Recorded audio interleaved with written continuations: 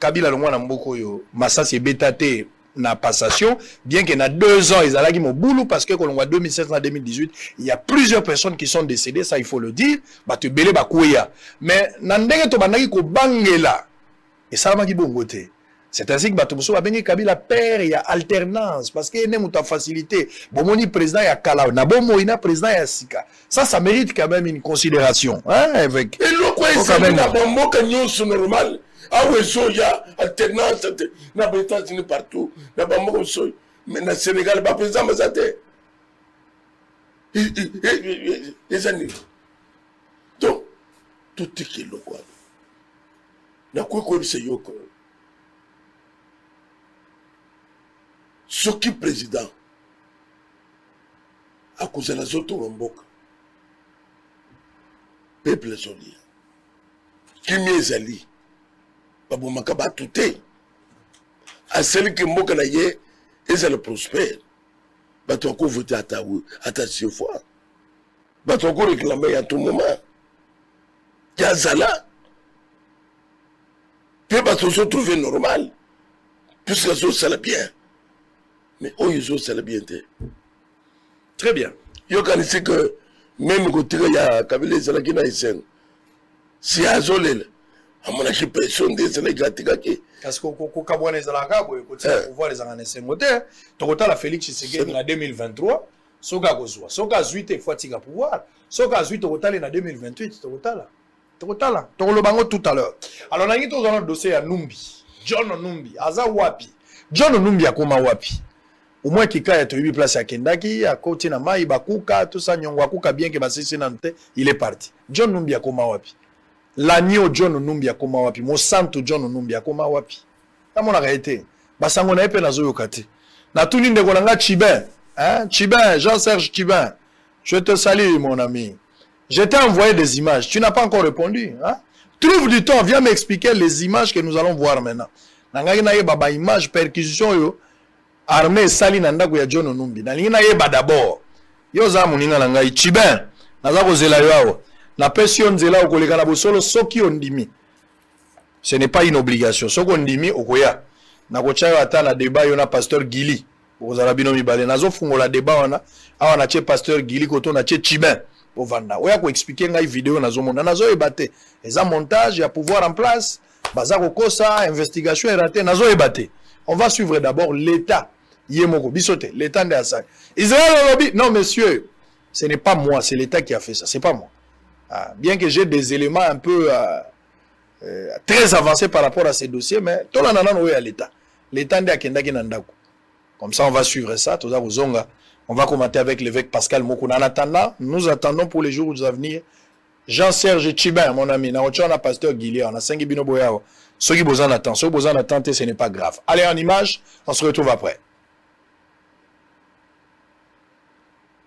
Lors d'une descente effectuée par les services urbanisme et habitat, accompagnée par la police militaire de la ville de province de Kinshasa et d'autres services, en date du 30 août 2021, à la résidence gendarmerie John Numbi, située au numéro 5 des avenues des Orangers, dans la commune de la Gombe, une saisie importante de quantités d'armes de guerre comme mortier 60, mortier 80, PKM, AK-47, lance-flammes et autres, a été trouvée dans la dite résidence, et ce, à la surprise générale de services de l'habitat, constatant l'existence d'une poudrière à la résidence privée d'un chef militaire. Poursuivant les investigations, une autre descente a été effectuée en date du 1er septembre 2021 et cette dernière a permis de constater l'existence de plusieurs cartons contenant des copies des procès-verbaux et d'autres courriers dans les dossiers affaire Éric Lengue, de l'assassinat du défunt président de la République Laurent Désiré Kabila, de l'affaire Bundudia Congo et l'assassinat de Tchebeya et son chauffeur Bazana. Plusieurs photos des personnes inconnues ainsi que des images sur la mort de Tchebeya. À noter la découverte dans la dite résidence d'une chambre bizarrement équipée d'un lit d'hôpital et d'un grand congélateur aux odeurs de corps humains. Sur instruction de l'auditeur général, les échantillons ont été prélevés par la police scientifique pour des analyses approfondies.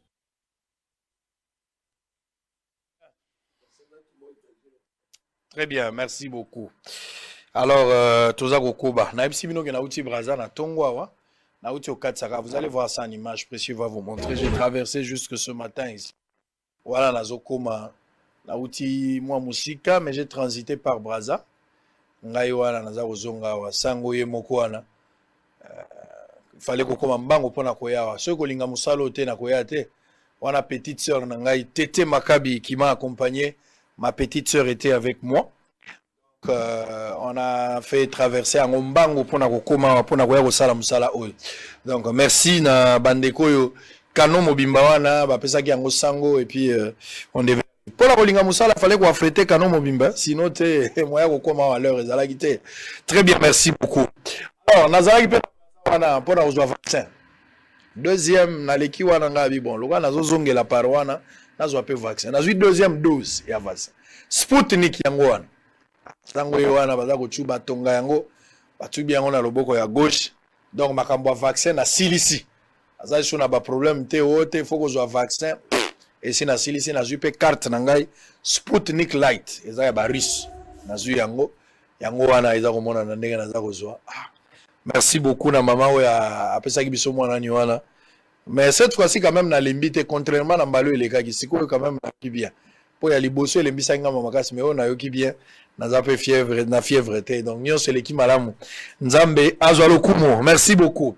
Alors on va aller à l'essentiel. Toko talent dossier à John Numbi. Ba to on a besoin na Facebook. Tozali pe en direct. So courez katani kene na Facebook. Dans la page Facebook, tozali na YouTube, tozali en direct. Benga batuba kota loba sango azali. Toko dis qu'on a fazo ya kobeta bout portant, hein? Et ça la bien. Alors, pasteur évêque Mukuna Pascal.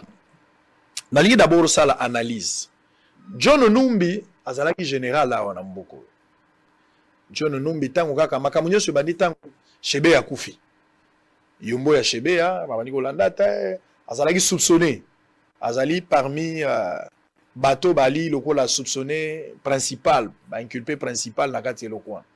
John Numbi a monanité na heure ya Kabila quand il fut président de la République bien sûr, il a été un peu aménagé, non ils a y été tout ça. Bon finalement jugement moko salamate pour ba confirmer que charge dans la John Numbi. Et l'équipe. Et ko sala que président de la République ya sika Félix Tshisekedi azui bokonzi. Tango ko sala makambo remaniement a signé mo ordonnance John Numbi atikali ka coopérant place moko bati été. Fallait ba sala pour remise et reprise. Na saluer Ndekolanga Barnabé ko azana la prison azolanda biso. O tozo réclamer ba bimisa ba Barnabé ba bimisa Mama Saro. Il faut ba bima parce que ba umeli mikolo belé. Alors tango John Numbi faut ba sala remise et reprise ali ko sala remise et reprise. Makambo eleki ndenge lekaki.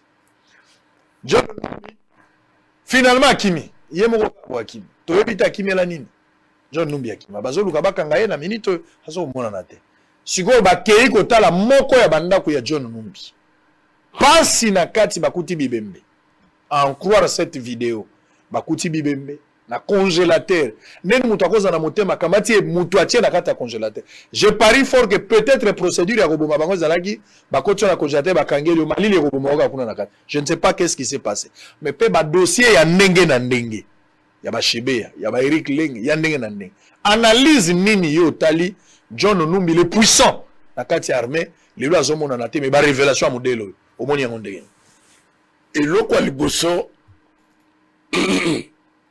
na lobaki yango bien avant ne veille patriotique et ça d'abord loko ya kozwa mutu général na moment c'est une formation à militaire ah oui c'est l'électronicien général colonel ne biseko que na kutena ndeko moko ngana bibien kasaye l'aéroport ngana kitina avion ya telemi on bato asala bato tourner kaka boy. Ah, Nathalie, mais. Oh, Kayembe. Oh, Azo Tchangabou. Les cas. Pas tout bailler batté. Ah, les namundos on est tic. Alors. Les nakei, ah, ou lingo revesengai. Suko kutinga ba place on les cas. Ah, bah, il y a des gens qui ont des kasaye. Kuneza Kayem. Kayem Tung. Alors, na Monique, mais Motoyo. Où y a ça quoi que c'est un biso bamoa. A combien la grade à bout. A combien la grade à boyer. Et bandika, voilà armée. Oyo Kabila tchela biso. Numbi bazali sont des criminels. Les tout ça qu'on que batoyo bazaki na politique bazaki ko sala hote. Bango ba yaki bazombongo. Bango ba yaki ba piye mboka. Ko piye mboka. Ezali ya oya lingo sala bobeta ye. Wali lingo sala pa bobo maye ko sala boy. Est-ce que vous rendez compte sango? Moto koza na arsenal. Na ndakula ina lupango na ye. Azaye moko te. Azaye moko te. Même ba parcelle ya bakayimbi oyo ya kufyoyo. Balandele ba parcelle nyonso wana. Lero soka basolo bake to ko embrasser vilo. Il comptait sur babiloko na bango oyo. Obecheche na mapango na bango. Mais na moment na est basolo ka ba arme. Mais botal là-bas, arme ça n'a pas de moto. Afin de yango. Quand il y a ça là-bas, tout ma bé. Deux, dans le cas au Congolais, où il y a cause jusqu'à présent, si il y a bateau. Où ça, si mon bango, bon anime. Talanda kuya moto. Dossier ya kabi le père. Ou ba sambis au lieu na tribunal militaire ou soit abisoy et ça na ndaku ya mutu on nous parle de quelque chose sur bango ba sekena ya bundu ja Congo ou biso tout ça ko landa na télévision c'est pour cela même biloko comme na ça bango nano ba vérité ko bima ba to kamo. Donc, Bundu dia Congo, dossier kuna, ya Bundu dia Congo. Le Gambo Kam, papa, n'a évité que l'enga Zaganangola, n'a évité que l'enga Kima, Eric Leng, ce matin, ce bébé Kima. Oh, jour Eric Azo Kima, tout ça la bonne information, hein. A commis Manjili, a commis quartier. Ça, c'est les reportages. Un coup d'état raté. Coup d'état raté, tout ça l'a endayé. Si il y a une direction, vous n'avez pas besoin de mise. Mais, besoin de mascarade, à commis côté à faire bois, côté à Bakatu Mounoko, Bakotsi la congélateur, à Kimi à traverser. Ce sont des criminels. Ce sont des criminels. Mais ma cambia, c'est la marche en Goy. Awa, l'état-major n'y a pas parti politique, normal. Papa, dans un pays, bakuti biloko aboye, bato fandi calme. Comme c'est le résultat. Biloko ya kotombokela. Biloko ya kusala ba déclaration. Biloko ya kusala ba marche, basaka marche te.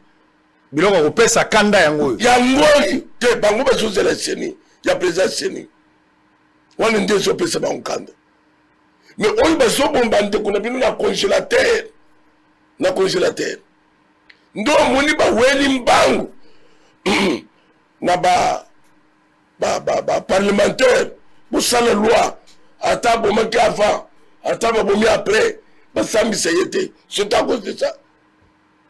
Vous croyez que cet homme peut faire ces choses sans bénédiction? Les joueurs sont salma mkunzamboga zawap. Oui, c'est une organisation bien établie. La photo non soit.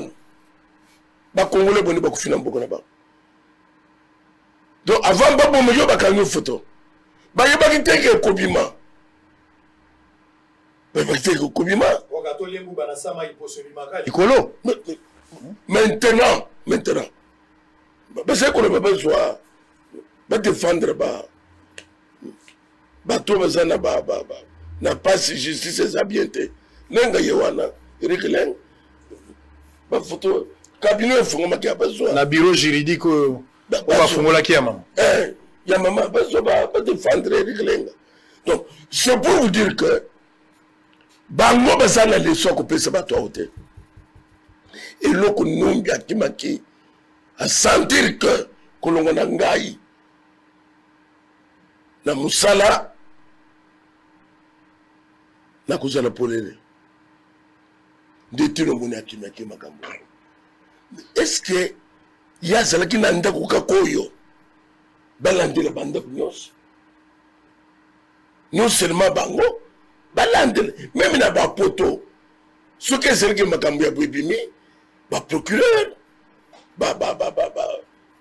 justice militaire ekomana kosala bapersécution na bandako ya bato na batala c'est quoi nini eza kuna mikolo euti oleka na résidence moko mpe ya numbi na lubumbashi balandelaki bakutaki mpe armement moko ya makasi tolobake banda koprépare coup d'état te bato wana mpona sosaka baso ekobeba ngana sobiso bango na mutu na bango bazalaki na eloko bazali kovise lelo solo bazokake Félix marionnette mutu na ya mosala les nyonso lingolongola tokolongola ye et ne croyez pas que makambo ke ndenge ezokende boyi ne se passe à 1 mois ne se passe à 3 mois ne se passe à 4 mois tu créer le komoko to bomi ye tu créer le komoko ka kufi accident tu créer le komoko ka ko un avion alors tu récupérer par les armes na mutu na bango c'était ça biloko ndengwana Zambe mutu azaka toke ne confondre bango. Et puis ce que beaucoup de gens pas ensemble. Beaucoup cela on va plan nyos. Mais plan na bino nezo simbate. Mutu azo confondre bango ce que c'est Dieu. Makamana no limité. Bango no kono baseke ba mettre en scène Zamba ko bimisa bango tiba okam. Le loba ko anga ne ke babo maki chebete. Puisque vous avez ko anga na nena kuanga lisusu ese bakuanga ne kebese ko bomba batute ekozala montage moko politique te Félix Tshisekedi akabati bato batie babiloko tout ça ka po ba s'attaquer na Dieu nous Félix azala culture wana te politique ndenge Félix azana te politique ndenge ni sana bawo na Félix te donc pour le moment c'est la politique à mensonge il y a montage il y a ceci non ce que c'est le wana azana pouvoir na bamulo asali abominani donc pour le moment on doit exiger ça la perquisition la banda ou presque ba officier oui militaire rébellé c'est possible même la kingakati au lobby même la kingakati ça la perquisition oui ba arme ko yipe ko bima on évite que Zouma soit en prison. Zouma est en prison, il a eu la liberté provisoire. On a évité que Sarkozy soit en prison. On a évité que Sarkozy. Mais lui, c'est qui? Mais cette histoire vraiment dérange. Il y a Zanan. Où tu connais pas pour Alpha Condé? Nakita Tcheboui.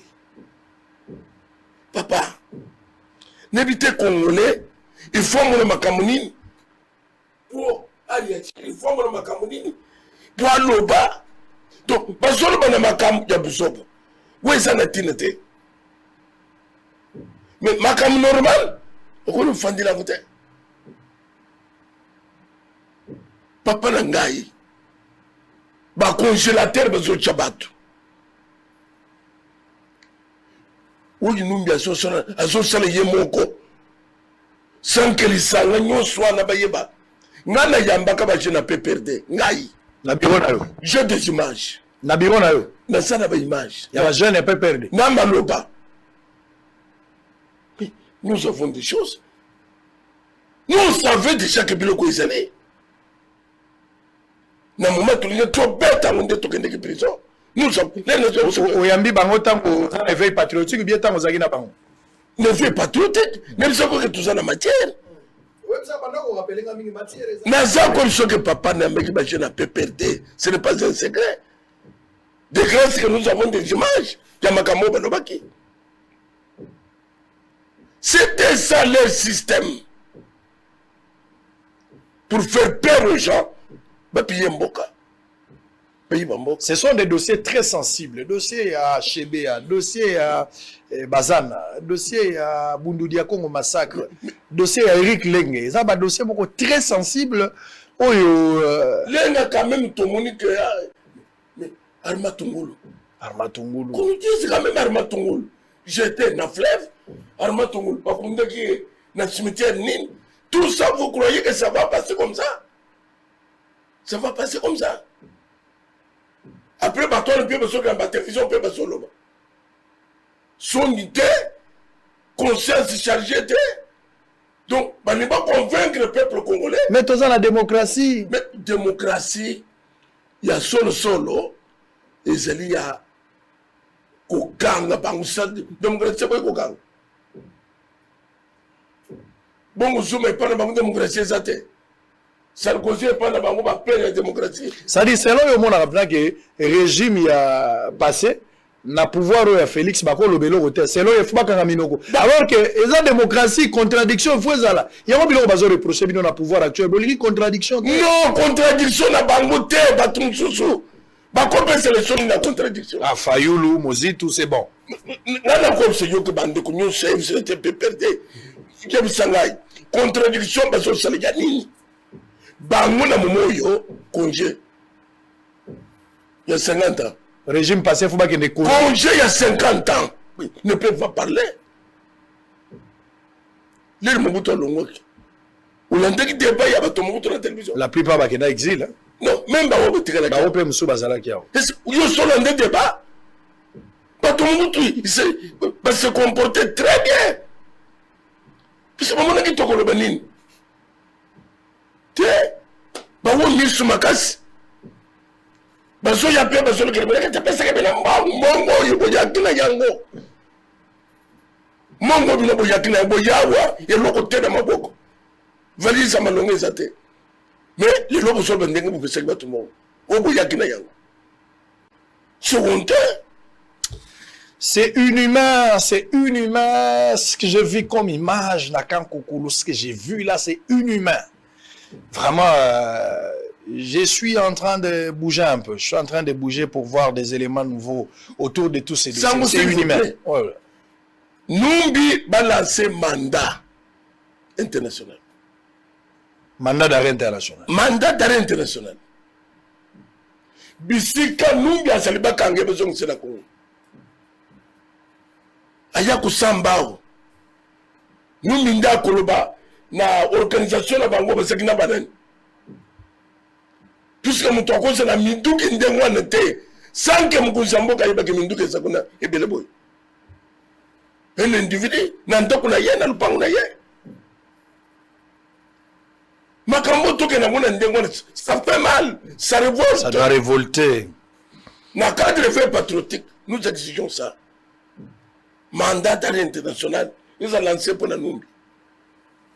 John Numbi porté disparu jusqu'à présent, place à Zaïza Gomonanate, mais vous avez suivi dans des vidéos, armement Ezagi dans Lubumbashi, de l'autre côté aussi, trouver armement, mais cette fois-ci, avec corps sans vie humaine. C'est inhumain, alors c'est inhumain. Et avec plusieurs dossiers, Numba a été soupçonné comme auteur principal, il y a plusieurs massacres, bien qu'il n'y a pas eu un jugement où ils ont condamné officiellement, il n'a pas été auditionné officiellement, mais ils ont pesé sur lui, bien qu'ils aient un soupçon. Alors il faudra l'État, il doit normalement s'imprégner de cette situation. L'État n'a pas trop plaintif. L'État n'a plaintif. Et puis vous êtes les premiers à nous dire, Israël, vous prétendez être des journalistes d'investigation alors qu'à l'Infoca, le confrère est venu alors qu'il a fait tout ça. Alain Foucault n'a pas fait une investigation pour cette histoire des Chinois. Je vais vous démontrer ici. Il n'a pas fait une investigation. Il a été invité. Lui-même l'a dit qu'il a été invité. Babengisi, journaliste à Libanda, il a été autorisé par la présidence. Ce n'est pas moi qui l'ai dit, c'est lui qui l'a dit. N'a moyen bâtir na kati avion mbongo na yete ba memi ko mema. Pour quel motif? Pour quelle fin? Pour la crédibiliser thèse et démarche matbazaki na. Nous faisons des investigations avec nos propres moyens. Qui est celui qui nous a déjà donné de l'argent pour faire une enquête? Quand j'étais à Chikapa là-bas pour faire cette enquête à Rivière, j'étais avec qui? On va lancer cette enquête demain. On va faire ce reportage là demain. Ce documentaire sera lancé demain. J'étais là-bas. Nami Tukala Batunanga, on a produit, on a financé cette enquête. Personne ne nous donne. Quand j'ai fait des démarches ici sur ma carte visa, qui nous avait donné de l'argent? Personne. Quand j'ai été à Bunia, j'étais un peu partout. J'ai été à Bunia, j'ai été à Beni. J'ai été à Bukavu, j'ai été à Goma. J'ai été dans le Bandundu, j'ai été à Kikwit. J'ai été à Ngandaji, Kambujimai. J'ai été ici, à Ouachabuta. On n'a jamais reçu un subside. Quand vous invitez un confrère, vous payez un bon, vous continuez à Moutuka, vous matissez un avion, vous menez pour des objectifs. Et le gouvernement se comporte plaintif. Le gouvernement Zolila. Ngana yebite, nazo komate neni ba chinois bazo sala. Bisope tozo yebate en tout cas na mboko yo. Bato baza la décision bazo se plaindre. Bato baza la décision bazo kamwa. Yalo kola ndoki azo kamwa. Ndenge ni mutu akufi alors que mutu ale mutu. Vous prenez des gens pour qui? On fait ce travail dans ce pays avec beaucoup d'engagement, sans financement. Vous allez donner la gloire. Quand vous voyez les Boudjakira, tous ces gens qui travaillent, vous voyez des Bossembe, les gens qui travaillent, les Tiani et les amis qui travaillent, n'a pas moyen de bord. Le gouvernement ne nous a jamais donné quelque chose. Les enquêtes dans des provinces, le gouvernement peut s'abisso. Personne n'est derrière nous, on fait ce travail. Mais si quelqu'un, vous venez avec, vous cotisez un avion, et il y a des Congolais à la diaspora ici, il a fait une dénonciation. Et nous avons fait plus que lui bien avant. J'ai démontré des dossiers ici. Moi, j'ai démontré des dossiers ici. J'ai fait la révélation d'un dossier ici, où l'État était en train de perdre quelque chose de plus de 3-4 milliards de dollars. J'en ai parlé ici. Les gens ont expliqué le dossier à modération. Mais je suis le premier à avoir dénoncé sur ce dossier-là. Quel complexe. Quand c'est un Congolais qui dénonce, quand c'est un Congolais qui fait la démarche, vous êtes contre un. Quand c'est un étranger, vous êtes derrière lui. Je n'ai pas un langage xénophobe, hein, mais je dis que c'est un confrère, mais qui n'est pas congolais. C'est un confrère qui vient d'ailleurs. Il a payé pour son travail, c'est bon. Il est fort, il fait son travail. Mais il ne faut pas le comparer par rapport aux autres confrères congolais qui travaillent nuit et jour. Avec des graves révélations, n'a pas moyen de bord, avec des menaces politiques et judiciaires, mais continuer à travailler. Très bien, on va revenir ici pour prendre John Onumbi. Il faut vraiment des enquêtes sérieuses pour dégager la vérité autour de cette question-là. C'est ainsi que j'aimerais à ce que prochainement, quand Jean-Serge Tchibet, tu seras ici pour le compte du PPRD, de l'autre côté, il y aura le pasteur Guili pour le compte de l'UDPS. Pasteur Guili, il va expliquer le président m'a dit que voyager à Sali 100 voyages, 250 millions de dollars. Toujours le bango siko na évêque. Koto yo ko expliquer nga Jean-Serge Tchibet, toi tu es là m'expliquer biloko ba moni nanda ko John Onumbi. Montage ou une réalité. Ce que vous avez une réalité, sentiment no ezanine. Vous avez des questions. Je vous attends ici. Si vous êtes prêts pour demain, on va le faire demain. J'ai besoin de vous. J'ai besoin d'avoir de la lumière autour de cette question. Ah, Makamboza, l'issue à Moussika Tolingo pour la Batioka en face à Mouta. L'évêque a gagné la forfait. Contradicteur à Kimi. L'évêque a gagné la forfait. Voilà, Kende Kunate, so na ke bazo landanga, ina zomo na rokwa ba landanga te, o Kimi la forfait, yakao. Très bien, on va revenir. John Dimasco appelle le jeune à se prendre en charge. On va prendre cet élément. Toza Zonga, toza siko dossier à Félix Tshisekedi ba voyage l'équipe selon Batumsusu. Donc quand on a marche à la Moka, évêque va rebondir autour de ça et puis on a processus électoral. En image, on se retrouve après pour la continuité. À tout à l'heure. Avant sa sortie officielle, la nouvelle classe politique pour le rétablissement de la dignité nationale peaufine des stratégies pour une réussite totale de cet événement. À cet effet, elle a organisé un cercle de réflexion à Kinshasa avec comme thème implication et apport de la jeunesse dans le processus du renouvellement de la classe politique et le rétablissement de la dignité nationale. Après échange et débat, Serge Loukoussa, secrétaire général et porte-parole de ces mouvements, estime qu'il était temps de réveiller la conscience de la jeunesse face aux enjeux de l'heure pour qu'elle cesse d'être le marchepied de politique. À un certain moment, la jeunesse était considérée comme marchepied, surtout d'une classe déjà passée. Mais cette fois-ci, nous avons appelé cette jeunesse autour d'une réflexion pourvu que nous puissions encore faire la promotion vraiment de ces valeurs et que nous puissions savoir que ce pays nous appartient à nous tous. Nous devons faire quelque chose de très important pourvu que nous puissions encore donner une certaine légitimité dans nos institutions et le rendre encore plus forte qu'avant. John Dimasco, président de la nouvelle classe politique pour le rétablissement de la dignité nationale, a dans une vidéoconférence appelé la jeunesse congolaise à se prendre en charge pour le renouvellement de la classe politique congolaise et la dignité nationale.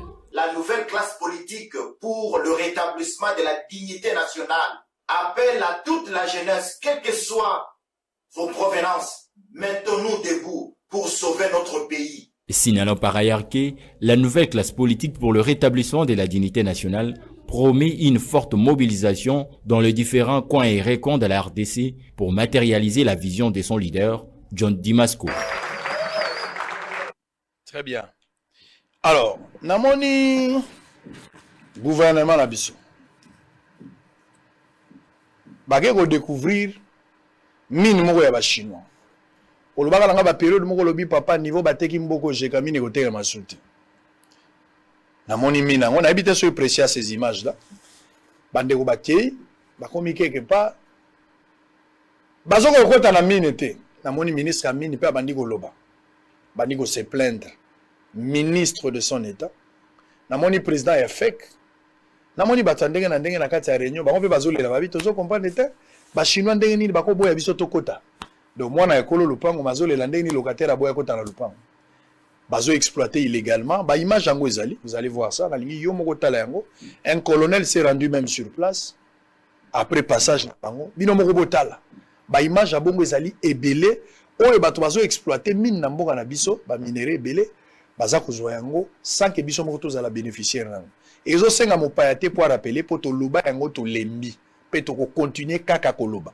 Mais crainte na biso yali pour gouvernement bandi ko s'interroger na place que azwa mikano na likambo wana. Donc gouvernement comme pe téléspectateur na sika ke yenda azwa mikano.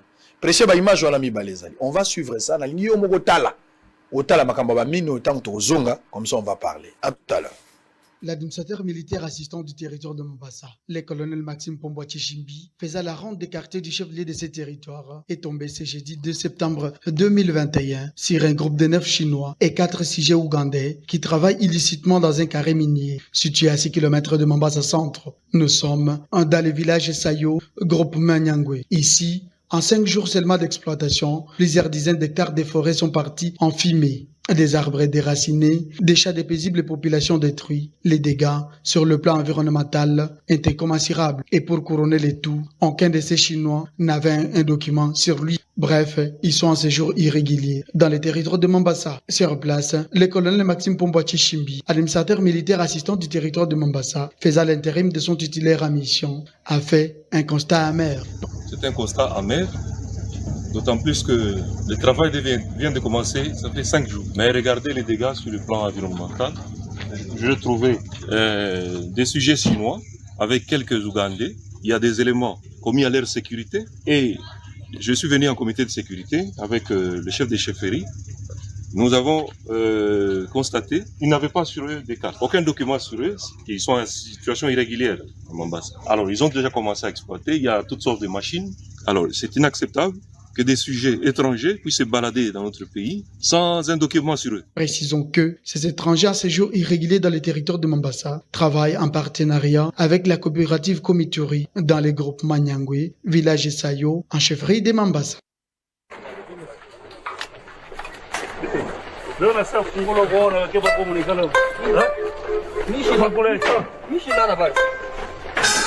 Les documents, donne-moi les documents.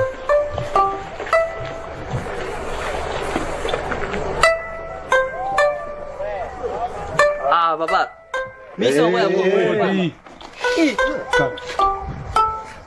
Quand tu achètes les minéraux sans payer, tu crois que c'est sérieux?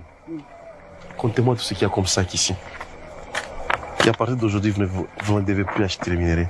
Mwambi, tant qu'elle va régulariser ma document pour vous minéraux. D'ailleurs, ma minéraux, je vais pas venir bloquer.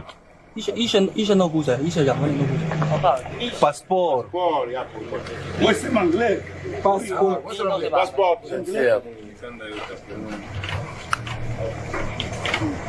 C'est ça, très bien, ça. C'est comme ça. De 2006.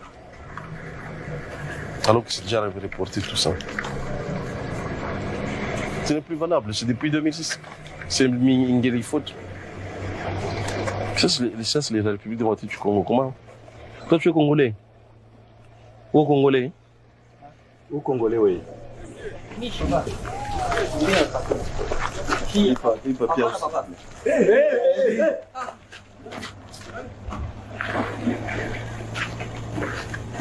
Il est fou. Tu es fou, toi?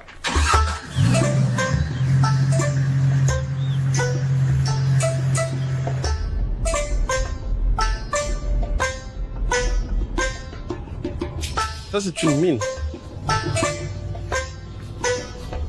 C'est une carrière que nous ne connaissons pas. Bon, nous sommes en train de découvrir avec vous, n'est-ce pas? Oui. Nous sommes en train de découvrir avec vous la carrière. Donc même au niveau du ministère, on ne connaît même pas l'origine de l'entreprise. Vous avez l'air surpris, monsieur le ministre. Oui, apparemment, c'est une carrière qu'on ne connaît pas. Très bien. Voilà depuis 2006. Avec Mboka Yango, peuple a souffrir na richesse à côté. Bakonzi, bakomi na bango ba journaliste, bakomi pe ko se plaindre. Nga nazo comprendre thème akamango ndenge mukonzi azo se plaindre. Tango zo mona bo sentiment no ezanini, richesse o esengelaki population yemoko azala nango, lelo azala nango te. 9 sujets chinois, 4 ougandais, ba séjour irrégulier au moniango, mais bazo zona bango mbongo, ndenge bango balingi. Chinois au bakangi balaki alaki na passeport kaza congolais. Congo na yoti, Congo ya mukuna. Congo ya mukuna. Congo ya Tshisekedi, ya Kabila, ya Lumumba, ya Joseph Mobutu, Congo ya Sama Lukonde, Congo ya Sango. Lecture na yo. Sango na peso exemple ya Guinée. Où était Salomon? La Guinée. La Guinée. Nous condamnons. Mais nous devons condamner la communauté internationale. Faux. Et sa condamnation solitaire. Et Zali, le colo bomi, au Bandego Sambis. C'est presque la même chose. Bateau Bazako se plaindre, on a bateki. Et là, comme ça, les alliés, les alliés au Balobaka. Roni, Mascara. Mascara, le couteau mounene. Tout dénonce ça quand un cadre veut patriotique. Que ma belle union sa Congo était comment? Où était Muganda 2006? Chinois congolais. Bayebi, que bateau le bezala kawana. Banani bakoki ko sala. Carrière mounene ndengwana. Sans que gouvernement. Sans que gouvernement yeba. C'est faux. Sans que c'est faux. Bazomuna batuloko le banen. Bazoba bien nini. Diro soko salba que tapesa ki bangombong. Je vous dis c'est Oezali muyibi. Oyibande ko bachakao.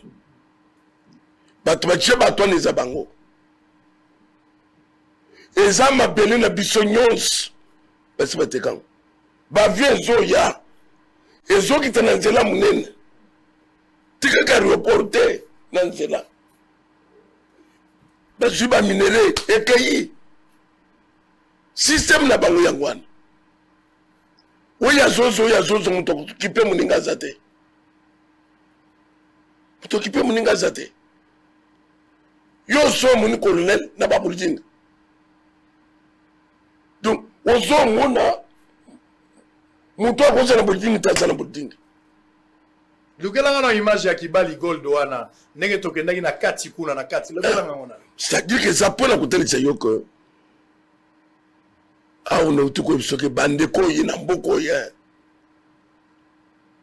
Mais Dieu zamba zanzam. Niveau ya ba sopi makila. Niveau ba yibi. Niveau de celle d'exclusion. Il y a quoi comme ce que nous avons vengeance à cause de venger. Ça, il ne faut pas s'attendre à Yango. Donc, ils appellent à côté ce que Batika mascarade. Le gouvernement, il faut avoir une décision, il faut identifier combien de mines tozan nango banane bazako exploiter, bazwa mikanda wana ndenge nini ba contrat nini bango basignaki, il y a des contrats qu'il faut revoir aujourd'hui pour les autres profiter dans mboka te. Bien sûr. Ata bazo expliquer en français ba modération, ba français belé, il y a des gens oyo ba tripatrouiller ba central l'état, ils prennent de l'argent l'état pour bénéficier nango te. Mais là aux hommes chinois zobim ce passeport, je suis congolais, chinois. Lingala ya malonga zana yango te mais aza congolais. même na temps ya Mobutu, même na temps ya Kabila père, étranger moko comme na mine na intérieur ya mboka te. Kaka na temps ya autorité morale. Des temps ba étranger ba côté na l'intérieur ba zoka na zone minière. Oui, étranger n'y attaqué, mais bango n'y attaqué pas ça. Très bien. Moi, là, retourne la question. Je suis en train de me demander. Je vous pose la question. J'ai suivi les ministres, maman la ministre Yamine, Nalandi et la président effet. Ils s'interroger sur cette question. Mais moi, je vous pose la question. Parce que bino bolobi que les Chinois wana baza ko exercer sans titre, aucun titre. C'est baza na séjour irrégulier n'ingbalia. Beaucoup ebisangai ba Chinois wana, nous avons un État, nous avons un gouvernement, nous avons une armée, tous avons un service et renseignement, tous avons un DG Mezali. Beaucoup ebisanga ba Chinois wana ba limo à partir à Chine, babi na peta machine ngai, ba se retrouver na coin wana, ba badi ko exploiter sans que l'État ne soit informé. Nani apesa bango autorisation. Parfois tu te le peux bien te. À côté on a comme ba militaire ba fandu wana pona okengela bango. Mais pour exercer place wana militaire à Rosala. Bako tia bango na détachement. Le problème est ça ni. Ni banga zalia. Ba tu vas nous vendiquer okoya ne lokoboy. Ba tekeli yo. Ou bien mieux trouver que buto ezo salate. Ozonga bande ko. Botala buto ezo salate. Bon changer non. Tu changer yote. Mais bah dès que le logo bouton sous ce salate, tu vas changer te. Ce que le bon changer te. Allô.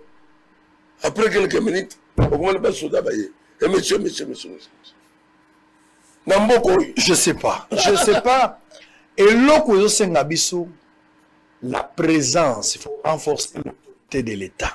L'État va monakaye partout. L'État est presque omniprésent, omniscient, on a l'État partout. Mais on m'a dit, on a batu bazo kota baza ko exploiter baza ko yiba. Ba kondio baza censé ko battre la biso na bi. Ba mpe bazo ka bito so ye batel chinois ya ki journée.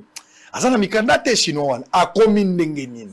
Après avoir gagné des milliards, 2 millions de dollars, vous vous interrogez comment les Chinois sont arrivés?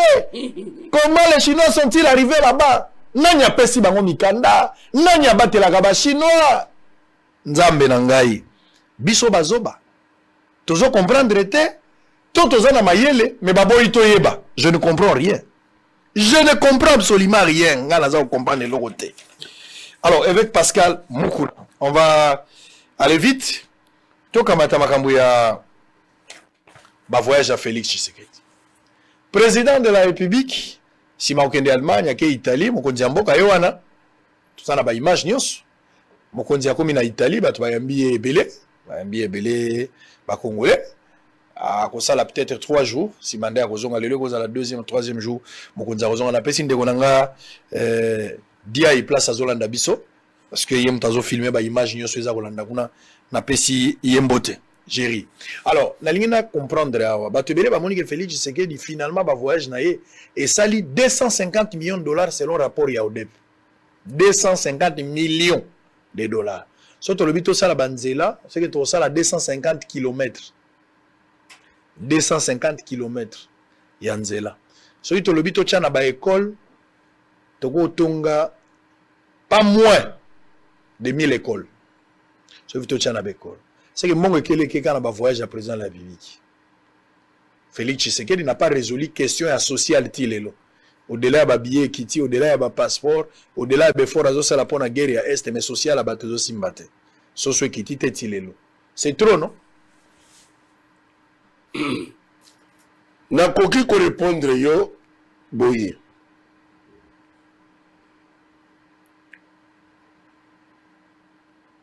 « 18 ans. Tout le monde qui m'a côté à Zotanga, ba voyage là, ba mongo ezokende. Pendant 18 ans, nous avons fait la religion, il y a biloko nyonso. Il y a 100 voyages. Voyage à Kabila, il y a un nombre de gens. Ce qui est là 20, ce qui est là 30. Au départ, on comptait tes selon. Ah! Donc, on doit compter le nombre de voyages à Kabila. na mbongo oyo azali koutilize na voyage eye na Félix soki Félix akozala azosala voyage mpona tena na intérêt ya mboka même eke 300 problème ezali problème ezali puisque président Félix akotambola voyage ya loisir te azotambola mpona mboka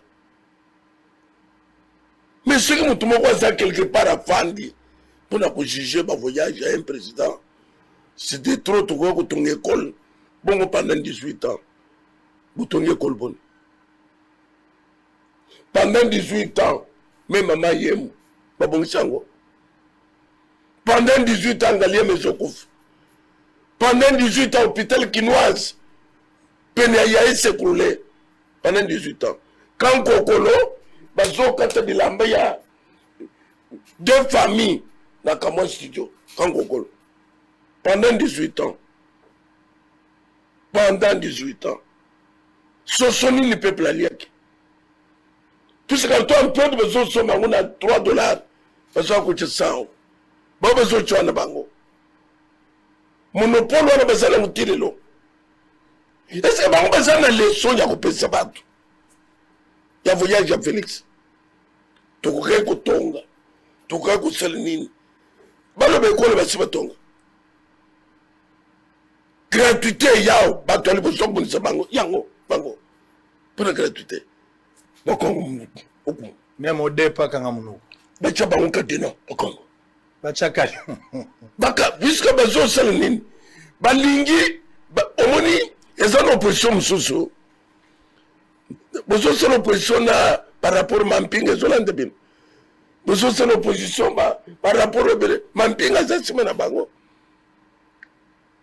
yake opposition okovoyage oke poto kya bazokangele kaka na aéroport donc bango bakoloba biloko wana te ya 250 millions ya Félix tokoka kotonga nango etokoka kosala basalaki nini bazoba 2 ans ndenge bakoka kosala bongo 18 ans ça dépend na bino bila ya Félix premier mandat bokontaka yango te apparemment parce que bolingi bacontredire bino te bolingi moto alobeloko te bato ya Félix bato ya régime ya kala basala te contradiction ya li te batika nano Félix donc Félix aza nano il faut batika ye kaka yokana bisa yo bato akala badini te lero ozoloba wana yo osalaki nini pendant 2 ans na mikolo vous voulez que moto asala nini na moment bozozonani baminduki na zali comme c'est yo ko Félix asali jusqu'à présent c'était nous ma félicité kubotola bato kaka mboka na maboko ce n'était pas facile kuli ozoloba wana ezoya jusqu'à présent bato bazali kobengisa biloko ya kolia bisa bango bameki kakao soso $10 carton ya boye 15 banani basala réaction ezaka bango non mokili akukufa sikoyo nani aza koreproche Félix même s'il faut contour esalama boye mpo bato balia ekosalama Félix akolekisa bato Félix akolekisa bato na foi pas na foi bongo biloko ekoya jour nini ekoya jour nini omoni kaka ndenge politiquement batikali maboko pam ndenge mpe côté économie bazobotola monopole ya baimportation ya biloko nyonso puisque nde baza na yango kala mingi te tozala na foi tokolia naza komisa yo ke oyo esalami déjà eleki oyo bakoki kobandela yango te ifale babanda place babandeli wana ya bato bazwa na biloko bafutaka done te bato ya nini boye basalaka eloko te mais bazomatisaka biloko chere bazali kati na kozala démasqué jusqu'à ce que bato bakobanda kolia lokolo na Brazzaville kolia ezali eloko pamba na Brazzaville awa sabandi na baavion bandina bani somonaki discussion bato avion bazodiscute mpe comme si bamboka mosusu bazalaka batie babie ndenge wana eza kolandisa ndenge bakendeki na bango ndenge omoni tozodeplore ya bato ya bakare minye ndenge moko na oyo lelo biye ekiti te même soso okita. Très bien. Alors, on va prendre le dernier point. Mikamboya marche dans le processus électoral. Mais IGF, il faut que batte la maboko. Il faut que bonne de la peau naïe. Nzambe appelle ça IGF santé madame. Batte la pour bazar espèce rare à voir des disparitions. Dans la bagui heureuse la maman qui vous a mis au monde. Mais je suis à Lingeti. Israël, tu parles trop en bien, même Naouti na Brazzaville, tu as eu Singalobi, mais Babso Azo Wangutu, Bazo Benga IGF, mais chez IGF, c'est un IGF. Voilà, Ozo le Bamalamu, le Bagamalamu et IGF, mais IGF, si on a moni ma bena été. Bah, vérifier à ta pas au PJ, na moni ma bena été. Moto Abundi, Bazo qui sous bon on a l'État. Plus de 125 millions de dollars. Et l'Ingebima. Bazo qui si on a compte. Empêcher, anticiper action pour que mi solo ya l'État et bimate. Moto abongo lingina loba nini pona ye mbongo ya lete zalaki mbongo ezokota na mabenga ya bato GB obozo mono tala ba fille ebele bato ndaki na GB ba politicien bazanga na ville ba loza bana basi ebele na beige na GB na minito GB kauki ba fille ebele bazongeli ndako bamso bazongi kota cité bandako ya $50 awo ezaki ba 800 ba 1200 mbongo ya leta ko liango lelo komi na problème pourquoi na koloba lolendo ya moto wana te IGF na koloba malamu na ye lelo nakutani na politicien atindi moto akende osombela kisi na pharmacie apesi $50 kisi ezalaki 63 000 politicien azo réclamer retour wapi retour politicien abandaki kopesa $500 mpona Novalgine mpe abosani retour mais lelo azolandela 28 000 ya likolo akonte mpe ye moko alobi ezozanga 2 000 politicien bato basilaka nzambe bato basilaka bazolandela 2 000 2 000. Le seul mot que vous gagné $500. Mais bozui na ye la politique et l'équipe na mbongo na ye. Nganga kamo kandengi mutazo longa. C'est grave. Nazo senga na l'état landela makambo ba carré minye nyonso. Nazalaki na Kibali gold mining. Lelo crise eza makasi kuna bato bayoko na katia na Sokimo. Sokimo na bango esimbaka te. Awa nazala Kibali gold mine yango. Tala babiloko yango. Nazali o Kibali. Na Isiro fallait kokota Uganda kokende aruti na Durba awa na komi ala zawapi nazana kati ya Kibali gold mine l'état esengeli ayeba po Sokimo atakaka bango na makambo ebele faut l'état landela ayeba qu'est-ce qui se passe là-bas Sokimo ezotelema te pona nini awa na koti na se mabele na plus de 800 mètres omonaki confrère ya Libanda ye kokota na kati ake kosala enquête wala koti na se mabele moi je suis allé là-bas Kibali bazana aérodrome na bango mobimba. Na kati ya Kibali ozomona. Aérodrome nga nazana 800 mètres, presque 1 km na sa mabele. So fondement ça na kufi, nazana kati. Bazana aéroport mobimba ya bango, aéroport. Oyo na lukina tambola na yeba place wo lezomona. O lezo ya na état brut ozomona yango ezana no mabanga, ozomona te wana ba noir bazali. Mais place wo rezo bima boy. Mondele ga yemo, Kongola zate. Yemo kachake lamba zuwolo na ye. O nyonso za bakare mini. Baza peu près na 1800 hectares. 1800 hectares. Place baza ko exploiter carré. Tokoti na sa mabele, on a suivi le dossier. Nous avons été là-bas. Nous avons interrogé ces gens-là. Nazalaki kuna. Aéroport mobimba. Toze la bato a Sokimo, ba ko compléter ba élément na bango poto publier cette enquête. Parce que bango va pesi version na bango faut Sokimo compléter ba élément na bango. C'est grave. Ngai wana nzako tambol. Toza wapi? Toza na Kibali gold mining, mbule beti, drone a eu problème. Toza na kati toza ko tambol. Pour na koyeba ce qui se passe là-bas. Au moins moi j'ai reçu accéder ici bien que le gouvernement a la place azoko kokota te. Ministre Amina azoko kokota te mais nga na koti na kati. Nga na koti na Kibali na koti na place masalaka. Le gouvernement doit suivre, il y a beaucoup de choses à faire. J'étais là-bas. Aéroport na bango yango eti, aéroport yango. Talana na lobena aérodrome yango. Précieux va nous montrer ça, tu vas voir ça. Aérodrome yango. Oya voilà kati ya Kibali, mutakota kuna te aéroport. Awa avion na bango yake kiti place wana zupe matière, basala yango 2 fois na semaine. Ba zupe matière, ba kenda ngo muchanga na bango. bayaka nango pe bakena bango nde bazo déclarer bango bazana. Pas de contrôle dans cette histoire. Yango j'étais là-bas. Le gouvernement n'est pas entré mais ngana zo kota. Soka kota ki pa ba chinois te ngana kota ki. Évêque, on va terminer. Au moins ngana zo kota. Vraiment. Ba chinois bakangi porte te ngana zo kota tina kibali. Alors marche ya Lamuka le 15 ko inda mabe bato bazana balabala loi ya seni wana ndenge bazolinga ba imposer kadima makambo za kosimba te.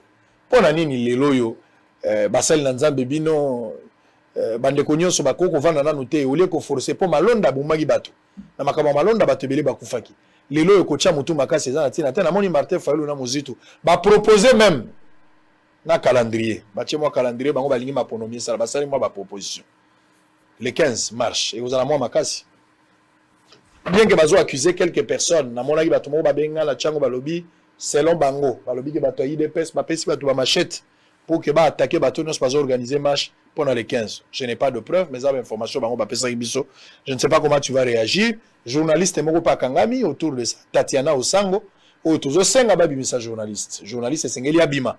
Parce qu'il y a un monsana. À mon gars, quand il pour le logo, mais ça pour la liberté d'expression et Sengeli Babimisa. Lecture dans les années. Bon, lecture dans les années, c'est que si réellement, la confession religieuse va désigner Motu. Merci beaucoup, Salamade. Puisque il y a 8 confessions religieuses. 6 Baponi candidats yakimbangistes. 2 Bango ça compte. Ce qu'on marche pour ça, ce qui a solo démocratie et que tout ça attend la démocratie. C'est la majorité. Les camarades politiciens, parce que c'est les camarades confession religieuse. La mouka, tout ce que vous parlez là, pour la confession religieuse. Donc il y a quelque chose qui ne va pas. Ou bien, pour l'autre, il faut que tous les cas en agat. Il faut que tous les cas en dima. Loi la majorité, c'est la catholique. Ah, donc, la protection, il faut bandima. Le gros bango militaire, si ce ne représente rien. Ou à monde tout seul, jamais. Jamais. Où est ce pays là, il y a catholique? Donc on est une marche sans objet. Makambo c'est la marche yango ya bakongelateur na mitu ya bato. Makambo c'est la marche yango tala photo ya bato boni babomi. Makambo marche yango makambo ya président Seni. Marche ali kamni. Marche ya balengo bakufa na bachebe. Preuve yango tangible. Bazuna nda comme toi Arsenal. Na wutu comme ça que makambo o bato ko réagir bazo réagir. Mais tala ya Seni ndengo zolo bake marche zali. Mais tala o ya perçu bato na congélateur. Wala za ilokote. C'est parce que toujours l'intérêt de la gars yakanyaka. Mutozana Seni to contrôler to yabaye azala pona biso. Mais milimu ya bato ezana mona tinete. Basa la marche pona bawei otomoni ba photo ebele. Otomoni on dirait morgue pour ko exiger justice. Ah, morgue na ba étagère. Ko réclamer justice o bango bazé global. Que toujours ça la marche balandela bato kabiloyi. Balandela bango balongola bango loi. O ba tshela ke bango. Donc bato ba tambola ki se mobimba. Mais loi pona nul marche pona Seigneur non sans objet. Batika ba kimangiste nan besoin plasté. Zamba na bango liboso. Pe basi ba pona se confession religieuse. Ngana kusenga bande kwa parlement. Si les sawana to kumina suka. Balande dissection. Ya catholique. parfois bangunde bazasima biloko antoyebi ko bazofonctionne basigné kadima banda mosala kadima banda abanda. Est-ce que vous avez kadima kozala vraiment au milieu du village à Rosala Moussala sans que tout le monde ait contestation en 2023? Goy mununda na kozwa na déclaration boko na munoko mboka boko na munoko mboka to kumon azalaki au milieu du village nana lobaki apparemment bino molimbo sala ba revanche na bataka eza revanche te kaka si faut que talisa bato kadima nano ayete babandi ko juger kadima ndenge ni na kozala non somona kao ce que baka seye bazo bakunyata bato lokola bakayasi jugement ya liboso ezani est-ce que les bazo banyati bato bakayasi to ko sala jugement sur kadima te mais sur mongo mulunda na kozwa bokole na muno kombo ko kumone bilo kuna busala bilo oh est-ce que muto sina ko bon azole sabana na muno kombo asala kango est-ce que marche mongo sala maki kabila asala ko chabatu nyonso nana sala ka marche ko bande kaka na malmal ko ya komana nanga nana sala ko chabanga c'était monsieur Kabila nana sala ka marche na mboko. Ou bien, où est-ce Dio? Où est-ce Dio?